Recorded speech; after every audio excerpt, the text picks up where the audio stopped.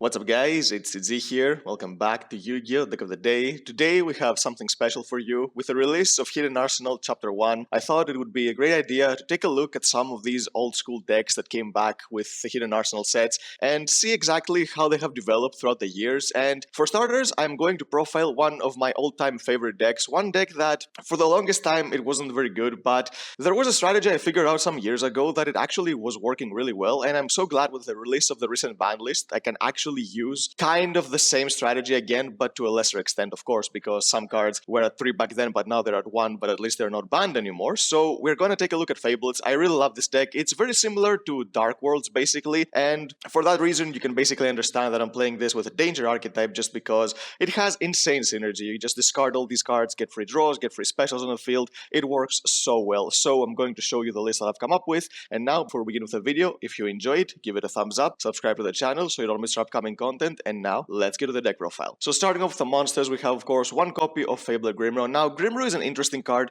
The reason you need to play her at 1 is because if you draw her early and you discard her with a Danger, you cannot really do anything with her, and in order to use her effect you need to have another Fabled on the field. So you need to use her throughout the middle of the combo so you can actually get Cruise. So when Cruise goes to the graveyard, you will be able to get Grimro back from the grave, and the reason you're playing her is because she is a level 4 Fabled monster. It helps you go into cards like Abyss Dweller and Tornado Dragon, so she actually has synergy with the rest of the deck. It's not like that you actually need her for Synchro, and only because Xyz monsters are really powerful as well in a deck like this, because Synchros alone, if you're playing a Fabled Synchro deck, you need to be able to go for more of like a going first build that uses cards like Blazar Dragon, all those combos that lose to pretty much a single hand trap. But for this deck, you're mostly going to want to go second and basically pressure your opponent with all your cards, and Grimro being able to go into both Xyz and Synchro monsters helps a lot. We have 2 copies of Fabled Cruise. This is another card you don't want to max out, mainly because it's again another card you cannot use at the beginning of your turn, because it's a monster. If you discard, you have to have another Fabled in the graveyard to special summon with her effect, otherwise she is completely dead.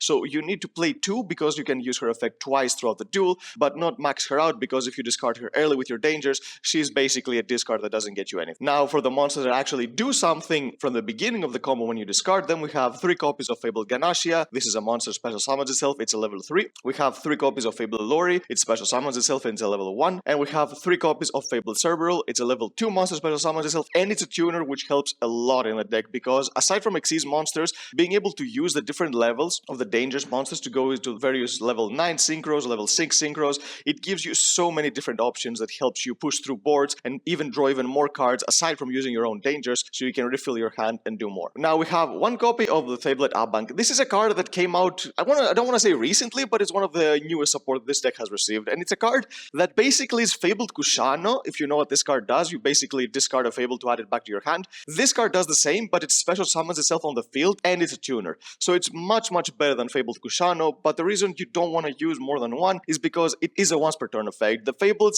never have once per turn effects, but this card is once per turn. But it doesn't matter too much, to be honest, because you just want this 1 copy in the graveyard eventually, and then when you run out of Dangers and you still have some Fableds in your hand, you can discard 1, special summon this, and get another special on the field. So you get 2 monsters for the price of nothing, and it's another level 2 tuner just like Cerberus, which will help you go into more monsters. Now that's it for the Fabled part of the deck. Now we have the Danger part of the deck, and you basically need to max out on all the good and decent ones. I'm playing everything at max copies except Ogopogo because this card is terrible, but if you don't see Dangers in this deck, then you pretty much cannot do anything, so we have to max the amount. So we have 3 copies of Nessie, and this card being at 3 helps a lot, because the more of the good Dangers you have, the more chances you have of playing, even if your opponent snipes your Dangers, because if you start revealing cards like Chupacabra and Dangerous Thunderbird and Mothman during the beginning of your turn, you are not going to be able to do much.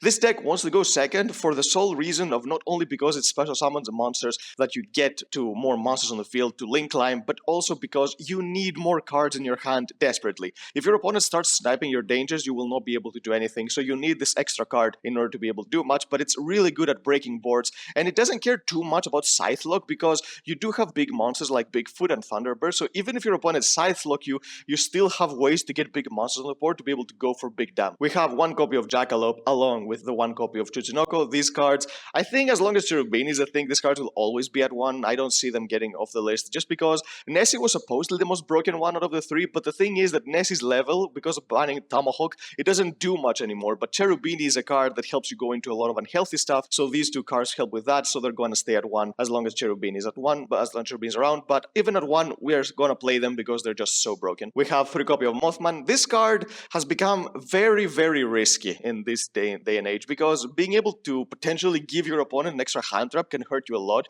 So I would highly suggest not using this card's graveyard effect unless it's absolutely necessary. You have to treat this card as a Chupacabra, as if you don't have anything in your graveyard bring back when you use this effect. Unless you don't have anything else going for you, then of course you would have to risk it at that point, but still you have to be very wary with this card's effect. But it is a level 4, so it helps with rank 4 monsters as well. We have 3 copies of Chupacabra. This is basically the same card as Cruise and Grimro. It's a card that is great once you see in the middle and later throughout your combo, but it's terrible if you see it at the beginning of the combo, because if your opponent snipes this card immediately, you don't have anything to bring back, so it loses its value. But if you have something to bring back, then this card is really, really good. And we also max out on the big ones because this is a going second deck, so these cards get value going second because if your opponent snipes them out of your hand, you can still get pops in return. So we have 3 copies of Bigfoot and 3 copies of Danger Thunderbird. And like I said, even if you get Scythe logged, these are the cards that will help you push through boards and potentially see a turn back so you can destroy your opponent during the later stages, because the thing about these Scythe decks is that they play a lot of cards that need to be committed in order to go for this play, and if you manage to break the board somewhat,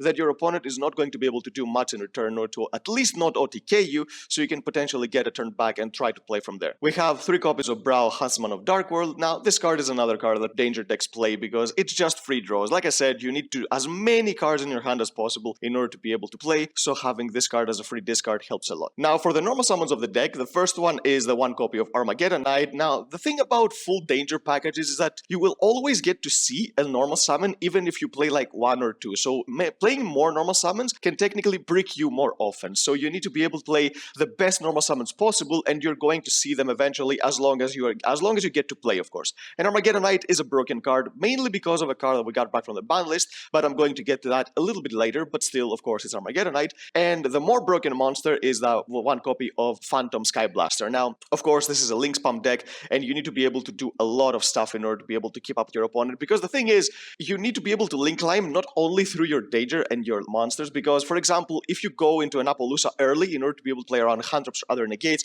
if you just have that, you will not be able to go into access code after Appaloosa. So you need to be able to use this card in order to make bigger monsters on top of having Appaloosa on the field, just because it just helps you get more tokens on the field, and this deck spams like it's nothing. So you can easily get 3 tokens with this card, so you can basically get another Link 4 on the field. So this with Armageddon Knight is the monsters you're trying to dig for when you're going through your combo, so you can actually get a really powerful normal summon to make the deck even better. We have 1 copy of Zephyrus the Elite. Now, there are 2 cards in the deck that Armageddon Knight wants to send. This is the first one, but both of these cards, of course, are really good if you draw them, because you can discard them with the Danger monsters, but you need to play more than 1 target for Armageddon Knight, just because you're going to see, more often than not, at least 1 of them in your hand, so you need to have something else in your hand to send when you see Armageddon Knight, because you draw so much with your Dangers, and this card can bring back 1 Danger in your hand, you can use it again, it gives you a lot of cards. And we also have the fresh off the ban list, the 1 copy of Destrudo. Now, the reason is that this card is so important. When I was playing the deck back in the day, I was playing, of course, 3 copies of Destrudo,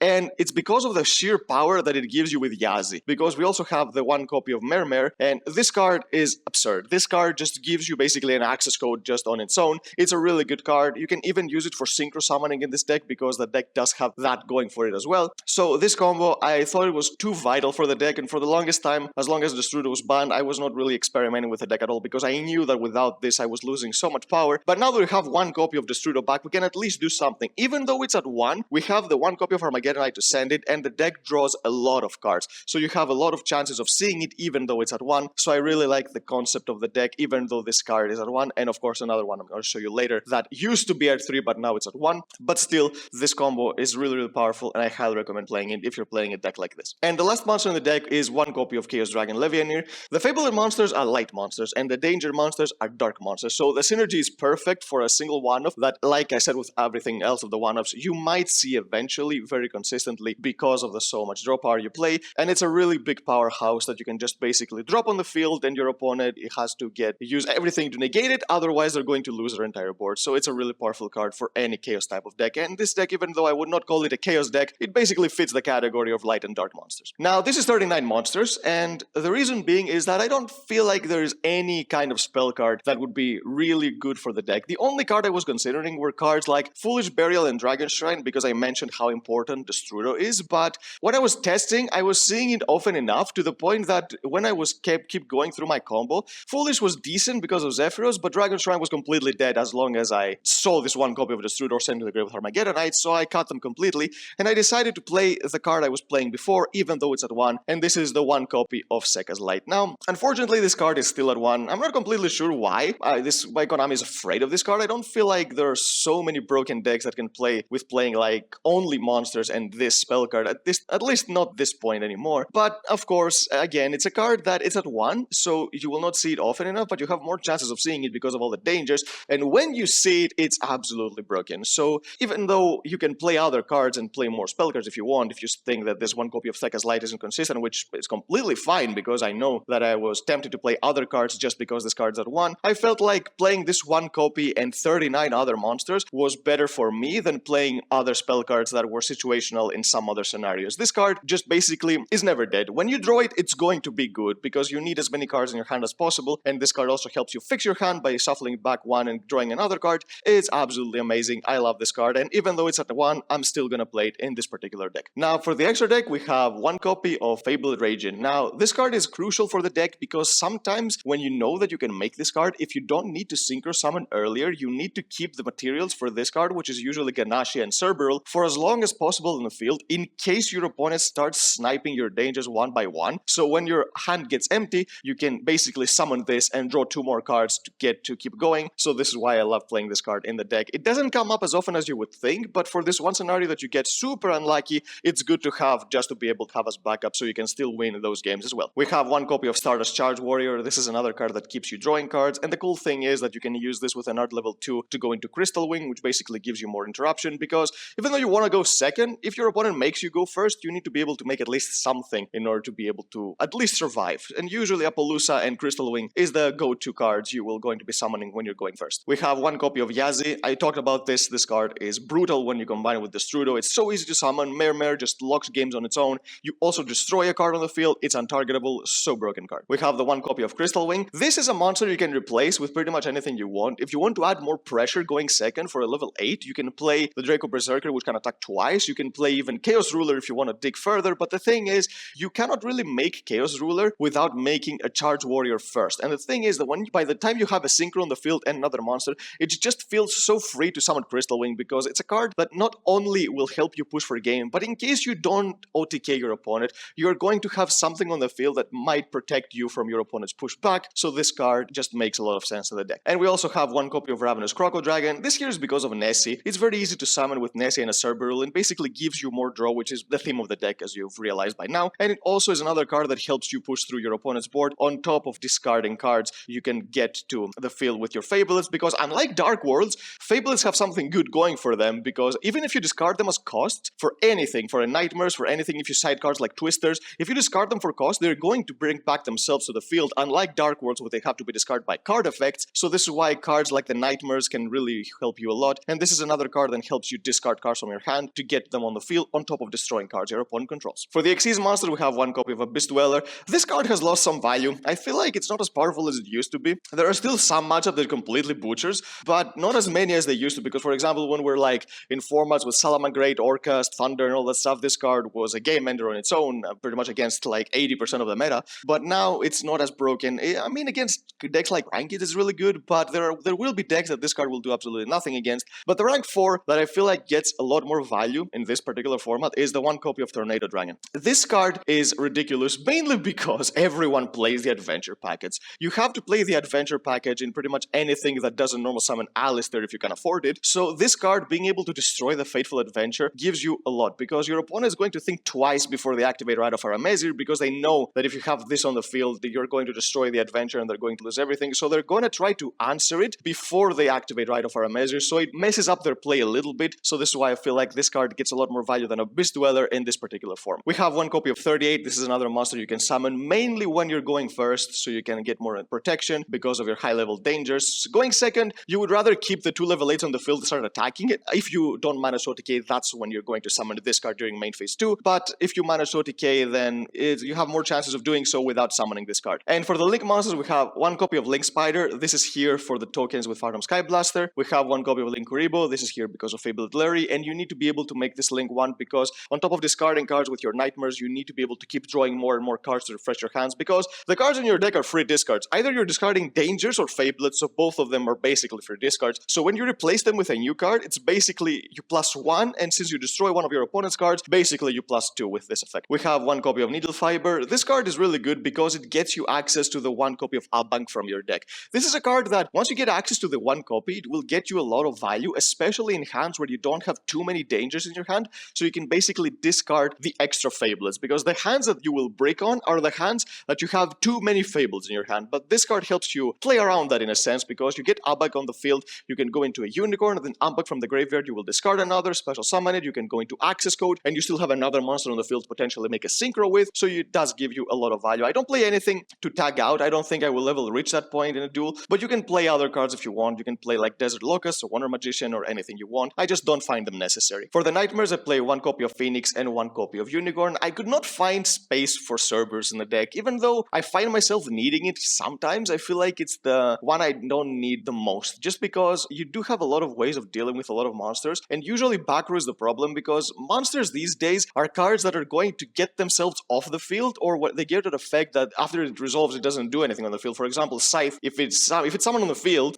even if you were able to pop it somehow, it wouldn't matter because it doesn't do anything. Griffon Rider, it's going to shuffle itself back into the deck, so it's not like you get threatened immediately to be able to have another negate on the field, so it's not like you can do anything to that. So back row removal makes more sense, just because decks play a lot more of balance of monster spells, not even traps to be honest, but spells and traps that stick on the field, mainly spell cards, so you need to be able, for example, to clear this fateful adventure, so you can make sure that your opponent doesn't slap this Griffon on top of you next turn as well in case they survive, so you don't have to play around that either. So these cards just make more sense for me. And for the Link Force, we have of course one copy of Appaloosa. This card mainly you're going to be summoning when you're going first, but if you want to try and be extra cautious, you can summon this before you summon Access Code, and this will only be possible if you have Phantom Sky Blaster. Without Sky Blaster, summoning Appaloosa, it's basically going to guarantee that you're not going to OTK your opponent, but if you have Sky Blaster and you can somehow get the monsters on the field, then yes, you can summon Appaloosa going second as well. And we have, of course, the one copy of Access Code, because this card is just the destroyer of boards and the OTK machine, so you have to play it. You can, if you don't have access to it, you can play Borosword, I guess, as well, but it's just so powerful that you would lose a lot of power if you play Borosword instead. So yep, that's the deck, guys. I hope you enjoyed it. I feel like this is one of those decks that a lot of people don't really pay attention to anymore, just because those archetypes are just so old and the support they have received are just nothing spectacular. But there are certain synergies with newer stuff that have come out that just make these decks work, and this is one of them. We are going to make even more profiles for the